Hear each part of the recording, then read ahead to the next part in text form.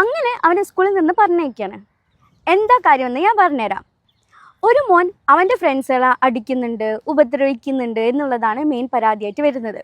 അങ്ങനെ പിന്നെ ആ പ്രിൻസിപ്പൾ എല്ലാവരും കൂടി സ്കൂളിൽ നിന്ന് ആ മോനെ പറഞ്ഞയക്കുക ചെയ്യുന്നത്. എന്താ കാരണമെന്ന് നമ്മൾ നോക്കിയ സമയത്താണ് നമുക്ക് നമ്മളുടെ സ്കിൻ ഇങ്ങനെ ടച്ച് ചെയ്യുന്ന സമയത്തോ അല്ലെങ്കിൽ ഇങ്ങനെ പിച്ചുന്ന സമയത്തോ നമുക്ക് ഫീൽ ചെയ്യുന്നുണ്ട് അല്ലേ?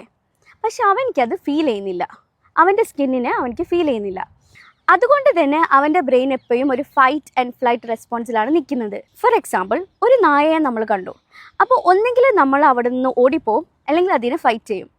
അപ്പോൾ അങ്ങനെയുള്ളൊരു ഡേഞ്ചറസ് സിറ്റുവേഷൻ ആവുന്ന സമയത്ത് നമ്മളുടെ ബ്രെയിൻ ഫൈറ്റ് ഓർ ഫ്ലൈറ്റ് റെസ്പോൺസിലാണ് ഉണ്ടാവുക. അതുപോലെയാണ് ഇവനെ ടച്ച് ചെയ്യുന്നതൊന്നും അവനിക്ക് ഫീൽ ചെയ്യുന്നില്ല. അപ്പോൾ ബ്രെയിൻ കൺഫ്യൂസ്ഡ് ആണ്. അതുകൊണ്ട് തന്നെ ബ്രെയിൻ അപ്പോൾ ഒരു ഫൈറ്റ് ആൻഡ് ഫ്ലൈറ്റ് റെസ്പോൺസിൽ അകപ്പെടുകയാണ്. ഇങ്ങനെയാണ് പലപ്പോഴും ഉണ്ടാകുന്നത്. നമ്മൾ കുട്ടീൻ്റെ വാശിയാണ്, അവന് ദേഷ്യം കാണിക്കാണ്ട് അഗ്രഷൻ കാണിക്കാമെന്ന് വിചാരിക്കുമെങ്കിലും ഇതുപോലെയുള്ള പല പ്രശ്നങ്ങളും കുട്ടികൾ കാണിക്കും. അപ്പം ഈ കുട്ടിക്ക് ഇവിടെ സെൻസറി ഇഷ്യൂ ആണ്. ആ ഇഷ്യൂ പരിഹരിച്ചാൽ തന്നെ ആ കുട്ടിക്ക് എന്ത് ചെയ്യും, നല്ലൊരു ഡിഫറൻസ് കാണാൻ പറ്റും. അപ്പോൾ ഇതൊന്ന് ഓർത്ത് വെച്ചോളൂ.